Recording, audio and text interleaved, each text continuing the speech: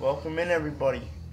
This is the Ashish sports and political podcast. We're gonna have both subjects today.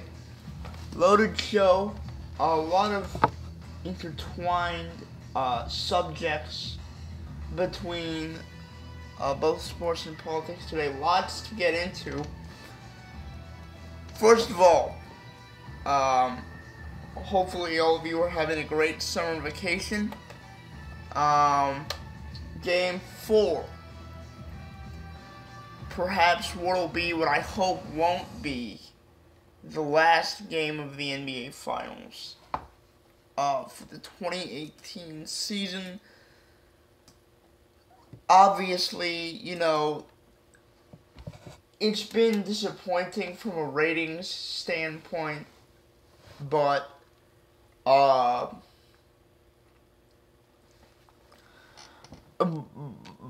guess it shows you something else in its own weird kind of way. The conspiracy theory artist in the NBA, I guess that kind of shows you that, their worries about how the league caters the games so that they can be ratings bonanzas. That type of stuff isn't what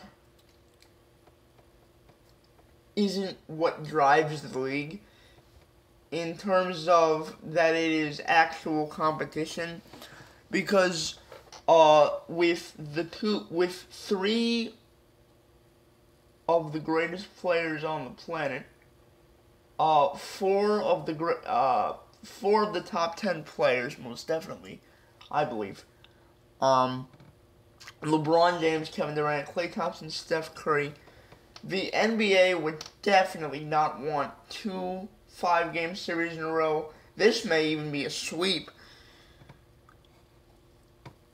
But it just puts down the conspiracy theory argument, number one.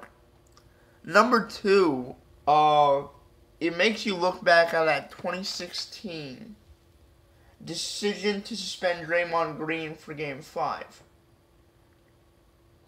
as a very, very interesting one, because it shows you these past 2 years have shown you that the NBA, even if it were trying to rig the series, has done an absolutely terrible job at doing it. 5-game series that was non-competitive. Here it's going to be done in 4. And we could see a very flat LeBron James, very flat Cleveland team. So it just goes to show you that while the NBA likes for the ratings to be high in the NBA Finals, of course they would rather have LeBron James than Terry Rozier highlighting an NBA Finals matchup against Kevin Durant. But at the same time, right, there's also got to be some perspective in the sense of, look, man, the ratings for this series, for this game tonight, I'm going to watch it simply for the hope that the Cavs somehow come back in this series and make it something. But, it's just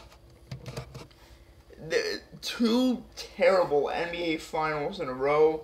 At least this playoffs has been more entertaining. But last year, the playoffs were awful. Everyone knew who was coming out of the East. Everyone knew who was coming out of the West.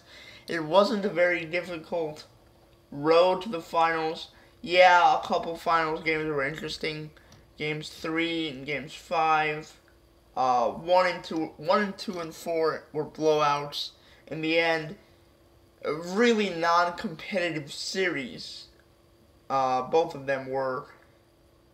This one is going to be non-competitive. For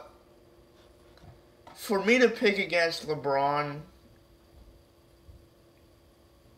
is obviously a terrible mistake, but at the same time, we're just at the point where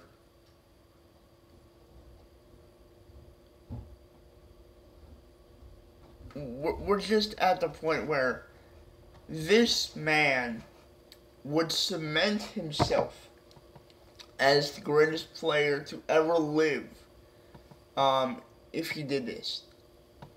Cement himself. And you may say he's number 2. I'm not going to put him number 1 simply because of the aura of Michael Jordan. But he would catapult. He would definitely catapult the Michael Jordan in this discussion if he did that. But again, as I say, it brings you back to this idea of, look, maybe they did have a valid reason to suspend Draymond because they're willing to take PR and fan just like massive hits for how uncompetitive this league is. Just how uncompetitive it is. Seriously, I mean, we're talking about, my God, we're just talking about, right, one of the worst. These are the 2 worst back-to-back finals I've ever seen. Okay? You're gonna have, at this rate, a total of 9 finals games in the last 2 years. Possibly 10.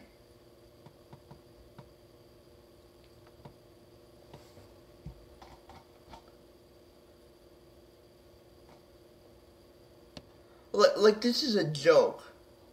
Right? Because the conspiracy theory person, hey, they suspended Draymond Green to make the series more interesting. No. What they should have done was overturn the call in Game 1, which they didn't do. The league office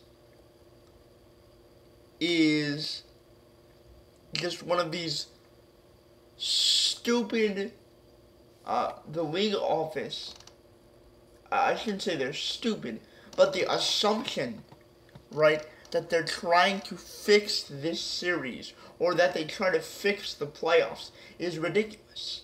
Why would you have Houston play the Boston Celtics in the 86 NBA Finals? Why in the world would you have Michael Jordan go up against Portland in the NBA Finals? Okay, like, we've gotten some pretty terrible finals that no one really wants to, like Cleveland against San Antonio. Now, obviously, that's a great story because of the 22-year-old LeBron James. But in terms of compelling matchups, the Spurs against the Pistons for 2 years in a row, or maybe one time the Lakers play the Heat in a final series. There's a bunch of matchups that we really wanted that we never really got, and there's a few matchups where it's not really like what you would think of in terms of big name guys. So the league does not rig this stuff. I wish they did to an extent. What I mean by that is give Cleveland a call or two on momentum plays, man. Just call a moving screen. Do something. Okay, to make this a little bit more interesting. I mean, my God. Kevin Durant was spectacular as always, but it's not fun, man, to just, you wake up after the game, you watch everybody slam the best player in the world, okay, and the guy is going to be out in 4 games. What's the fun in that? The extension of this series is what I predicated my summer fun to be on. I thought that would happen after Game 1, but then they just threw that away like a hot potato. J.R. Smith did.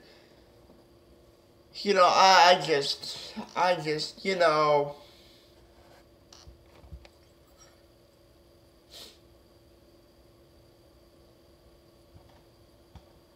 it amazes me. It really does amaze me.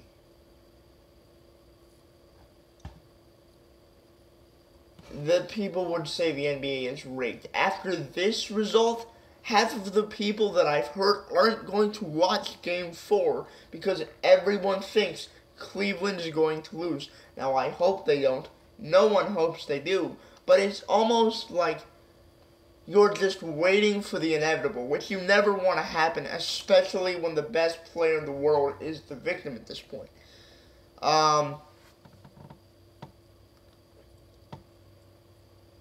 Alright, so, lots of interesting stuff today. The NFL, and I'll get to the Brian Colangelo stuff, this is just really weird, man. The NFL, its anthem policy, its players, let me tell you how they should have handled this, okay? Number one, they should have signed Kaepernick. You know when you don't do something or don't tell someone about something, and you just keep putting it off and keep putting it off and keep putting it off, that's what the NFL is doing here, except it's quite obvious. It is pretty clear that they have not legally colluded against Colin Kaepernick. They have mentally done this. Okay? And Colin Kaepernick trying to get the President of the United States in on this mess. Come on, man. Dude, you are being compensated thoroughly. Okay? And if you want to be an activist, since the NFL won't allow you to play, you have a bunch of time, you have a boatload of resources. Okay, you signed a $20 million contract per year. Okay, I think $51 million of that was guaranteed, but still. You are making millions of dollars for not playing the game at all. They are giving you a platform on which to argue because you can call yourself the victim, and you have boatloads of time to do this. The complaining, this is what Kaepernick should want, really. He doesn't want this. He wants self-publicity, self-promotion,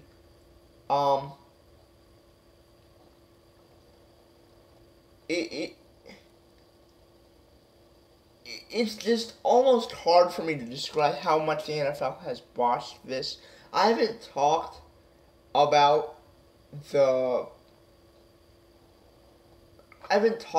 their new anthem policy, which is just stupid. I mean, it's a fine policy, but why would they wait 2 years out to do this? Alright, so let me say this, right, that a team should have hired or kept Kaepernick on the roster, preferably a liberal team, in terms of, like, location, the players on the team, a Seattle, a Philadelphia, right? And obviously these areas are liberal as well, so you have a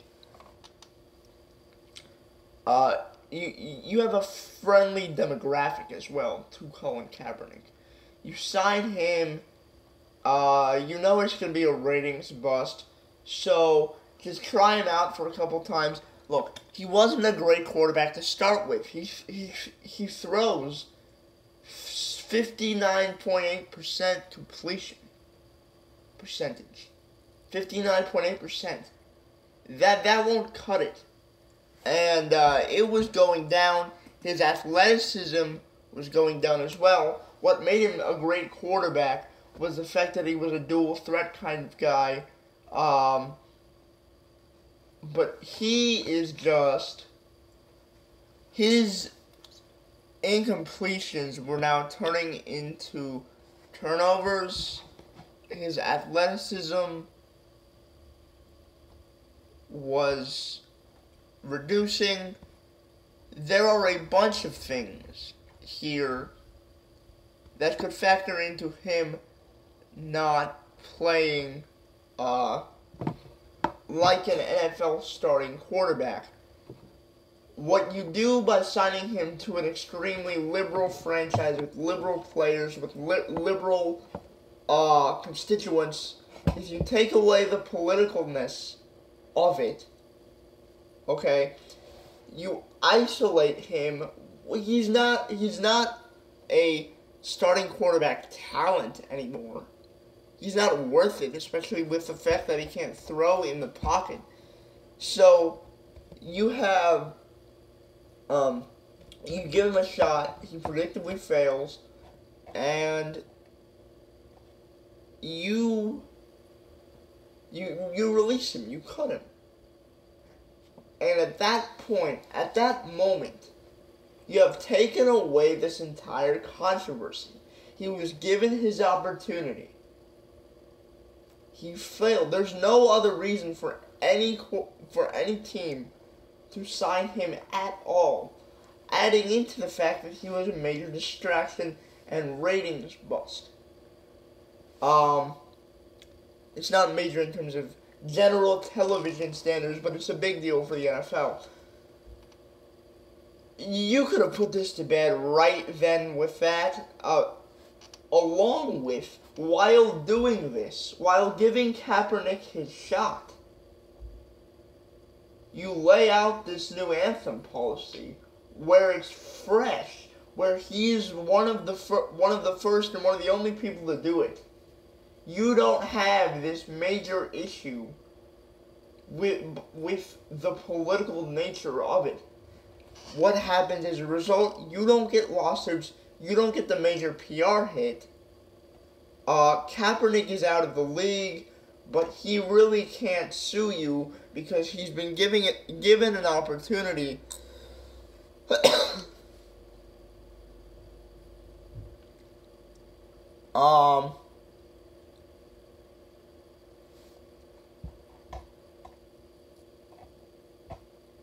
there is nothing. Okay? There is absolutely nothing that they could have done, the NFL, I'm saying, to have stopped what was going to happen after they put in a policy 1.5 years after the situation had exploded, marinated, done every single adjective you want to describe. You can even say it was hijacked by the president. Now, I would respond to that, and you can get into this. I'll get into this more on my political segment. But every issue that you can bring to a base is hijacked by a president. There are lots of cases of this regarding former President Obama. But again, I'm not here to espouse my political views. Not in terms of this being a strictly sports show. If you want to listen to my political views, just watch my political podcast, same YouTube channel. But getting back to the point here, the NFL did this in the most unorganized, stupid way. They should have done this, okay, when there were a lot of headlines out, where the president didn't have time to respond, because I believe the North Korea meeting was called off, and there was really nothing much in the news cycle except this on that day. So they planned this out wrong, the delivery was wrong, the timing was terrible, and they should have put the Kaepernick collusion thing to rest. He shouldn't even be able to file a lawsuit. And I don't mean that literally. I don't want people to take this literally when I say he shouldn't be able to file a lawsuit. Of course, he can file whatever legal case against the NFL he wants. He won't win, but he can do that.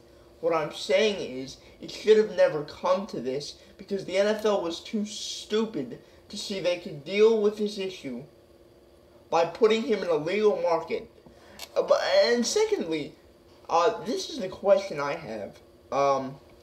He went to Seattle, and Seattle didn't sign him. It's a liberal place, a liberal organization, liberal coach, liberal city, one of the most liberal cities in the country. For him not to get signed, I think that's more of an indictment on him as a quarterback, okay, rather than the NFL as this kind of rich, old, white conservative guy. The fact that he was given an opportunity by Seattle and he wasn't really that great tells me something. But again, I'm pretty shaky on the details, but I also believe that this wasn't really like a formal workout or a formal tryout. It was just a meeting, kind of. So, in that regard, just give him that opportunity. He's probably going to fail because he's not an accurate quarterback. His athleticism has dipped. His incompletions are now turning into interceptions. He's not worth it, especially for the distraction and the type of money he's being paid. But the NFL just handled this in the worst way possible. Coming up next, we're gonna talk about this Brian Colangelo thing, guys. What an idiot. What an idiot. He is gonna be divorced within a week. What this has to do with LeBron. Game 4 predictions. Game 4 predictions are going to be really weird because it's almost at the point where I'm like, look, there's two ways this can go. I have no idea which way it's going to go. I made a prediction yesterday.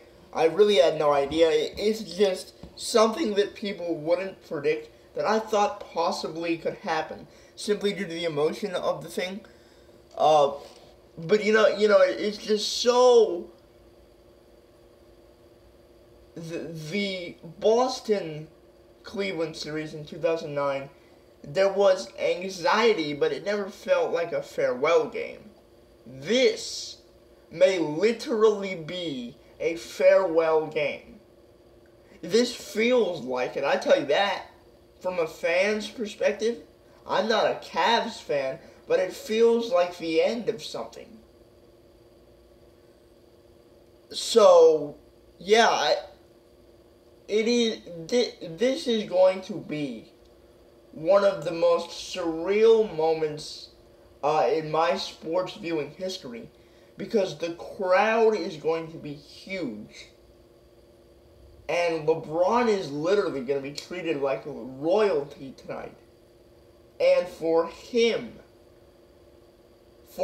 to really get to soak it in, because he's never really had that opportunity. From day one, it's go, go, go, go, go.